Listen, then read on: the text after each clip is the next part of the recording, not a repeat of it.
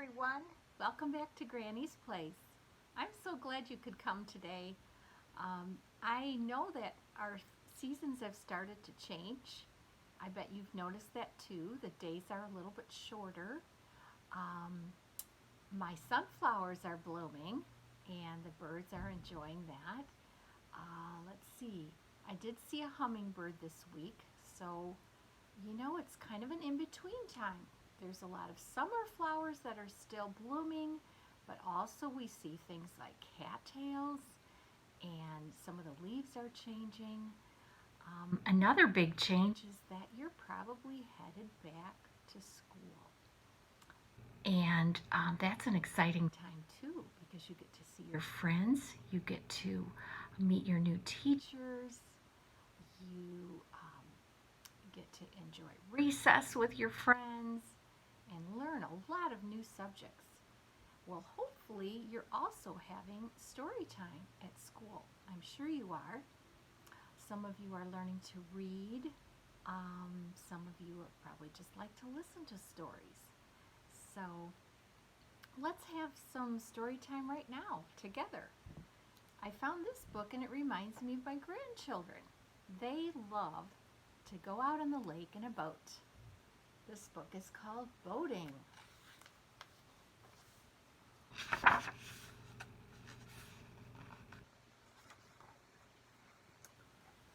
Boats are used for many reasons. Fishing, racing, and rescue are just a few ways people use boats.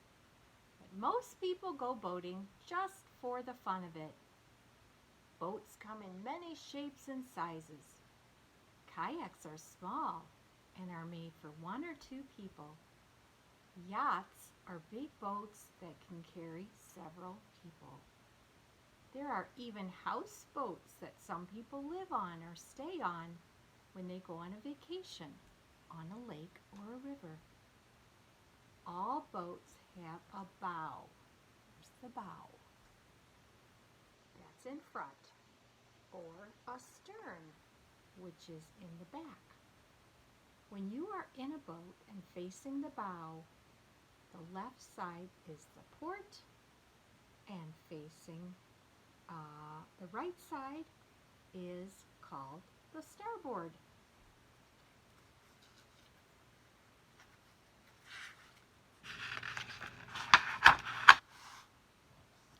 Kayaking and canoeing. Kayaks and canoes are great for traveling on rivers. Kayaks are made to carry one or two people. A canoe can carry as many as 4 people. Paddles are used to move the kayaks and canoes through the water. The middle of a kayak paddle is the handle, and there is a flat blade on each end. Canoe paddles have a blade on one end and a handle on the other. Let's zoom up so you can see those. Kayaks and canoes. A canoe livery is a place alongside a river that offers trips down the river. Canoe and kayak trips are great family fun. You can paddle at your own pace, you can stop for a picnic, lunch along the riverbank, and even go for a swim. Sailing. Sailboats use the power of the wind to move through the water. People have sailed around the world without stopping by using the power of the wind. Only one sail is needed for a sailboat to move, but the more sails there are, the faster the boat will go.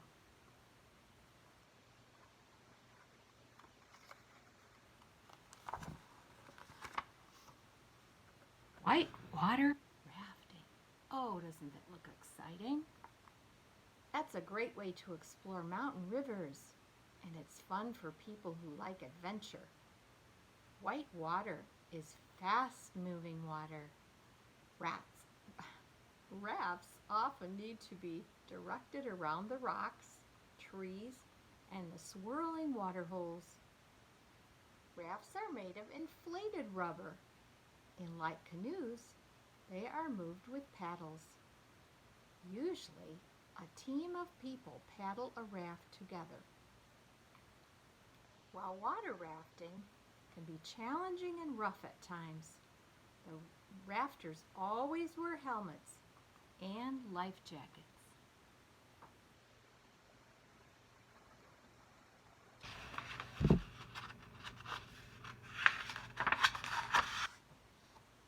Power boards have an engine and a motor and a propeller. The engine makes the propeller spin. The propeller spins in the water and makes the boat move. Engine-powered boats can move fast. They are used for fishing, skiing, and cruising. You see that? The kids are going to go on the little inner tubes in the back, and the boat is going to pull them.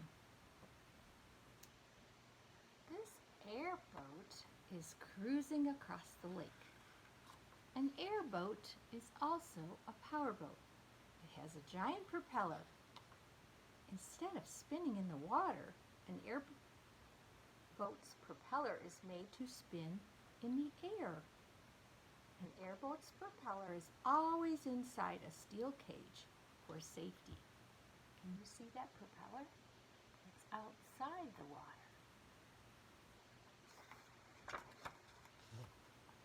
Boat racing. Boats are used for many activities. One fun activity is racing. There is a race for every type of boat. Owners of small boats like canoes and kayaks often race on small lakes and rivers. Large powerboats race on big lakes and on the ocean. Some powerboats go over 200 miles an hour, and they need plenty of room. Sailboat races are called regattas, and they're very popular. Some sailors race their boats in small lakes, while others race around the world.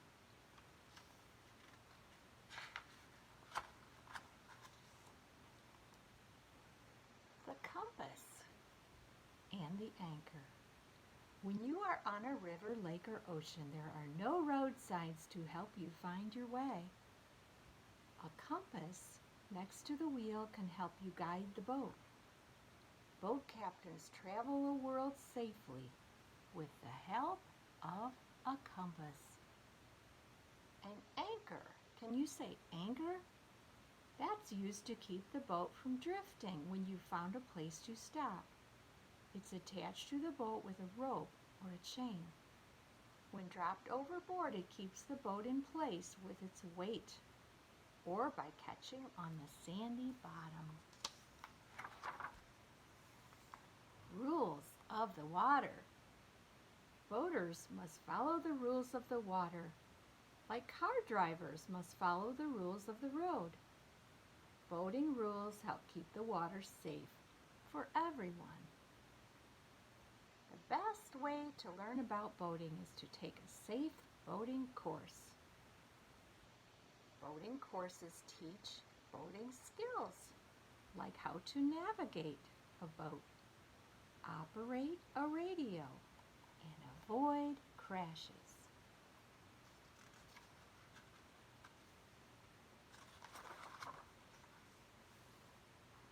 Safety in the water is a must.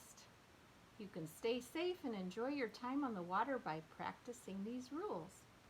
Always wear a life jacket when you're near deep or fast-moving water.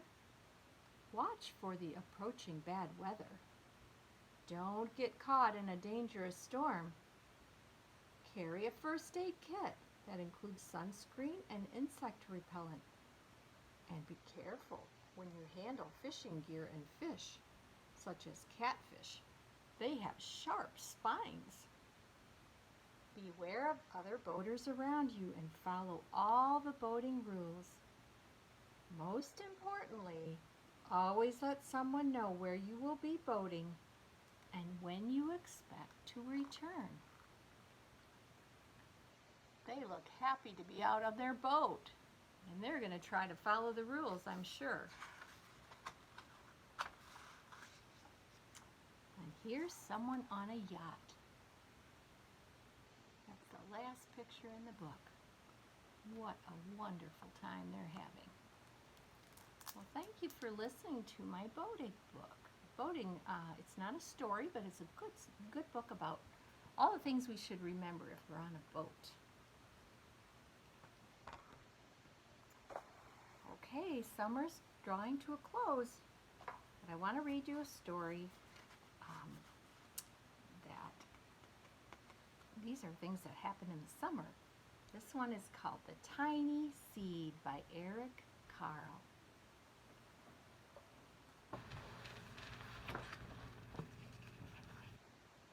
It is autumn. A strong wind is blowing.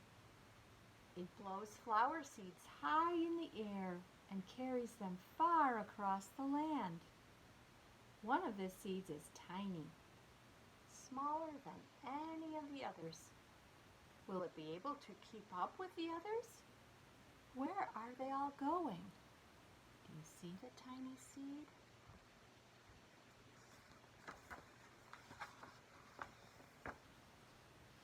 One of the seeds flies higher than the others. Up, up, up it goes. It flies too high, and the sun's hot rays burn it up. But the tiny seed sails on with the others. There it is. Another seed lands on a tall, icy mountain. The ice never melts, and the seed cannot grow. The rest of the seeds fly on, but the tiny seed does not go as fast as the others.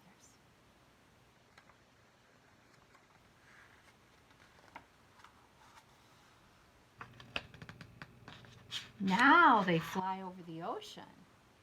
One seed falls into the water and drowns. The others sail on with the wind, but the tiny seed does not go as high as the others. There it is.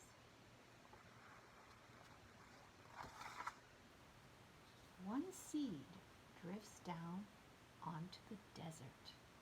It is hot and dry, and the seed cannot grow. Now the tiny seed is flying very low, but the wind pushes it on with the others.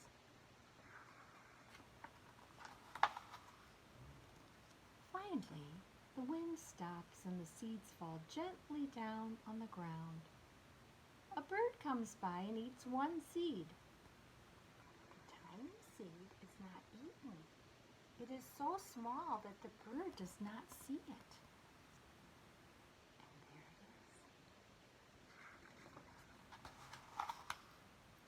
is. Now it is winter. After their long trip, the seeds settle down. They look just as if they're going to sleep in the earth. Snow falls and covers them like a soft white blanket.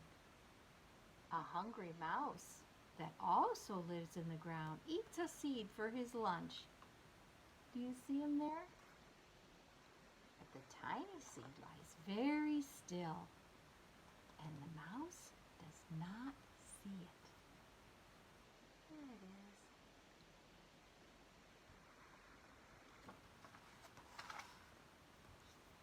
Now it is spring. After a few months, the snow has melted. It is really spring. Birds fly by, the sun shines, rain falls. The seeds grow so round and full they start to burst open a little. Now they are not seeds anymore. They are plants. First they send roots down into the earth. Then their little stems and leaves begin to grow up toward the sun and air. There is another plant that grows much faster than the new little plants. It's a big, fat weed. And it takes all the sunlight and the rain away from one of the small new plants. And that little plant dies. The tiny seed has not begun to grow yet. It will be too late. Hurry! But finally, it too starts to grow into a plant. There it is, starting to grow. The warm weather also brings the children out to play. They too have been waiting for the sun and springtime. One child doesn't see the plants as he runs along and oops, he breaks one. Now it can't grow anymore.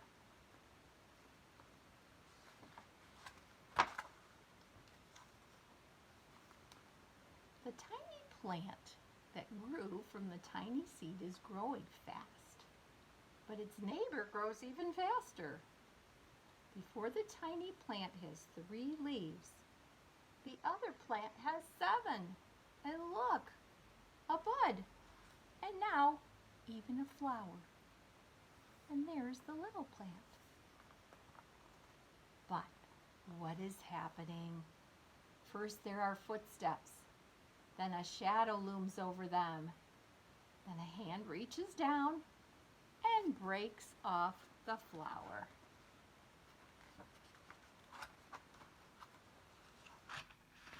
A boy has picked the flower to give to a friend.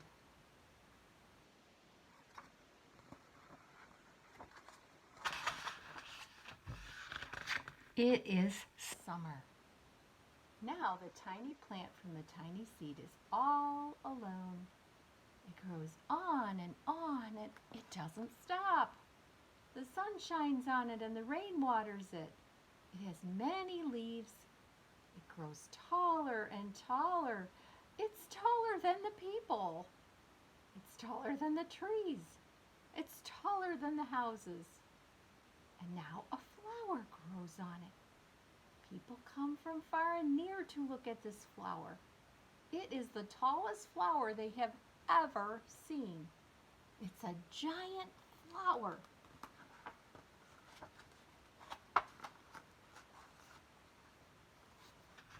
All summer long, the birds and bees and butterflies come visiting. They have never seen such a big and beautiful flower.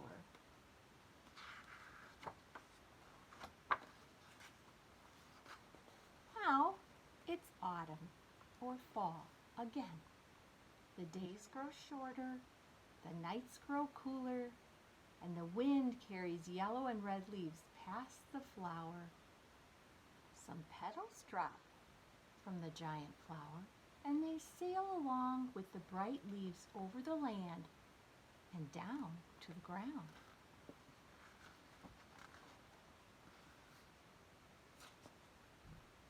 The wind blows harder.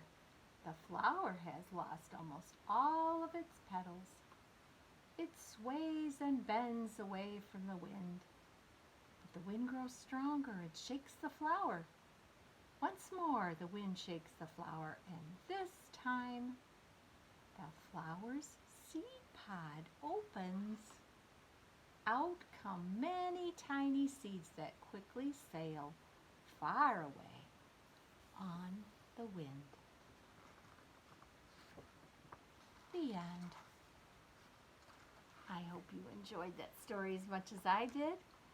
The story of the tiny seed by Eric Carle. Well, I'm going to take a little break and I'll be back soon, I hope. I hope you guys have a wonderful day or night, and I'll see you next time. Bye-bye.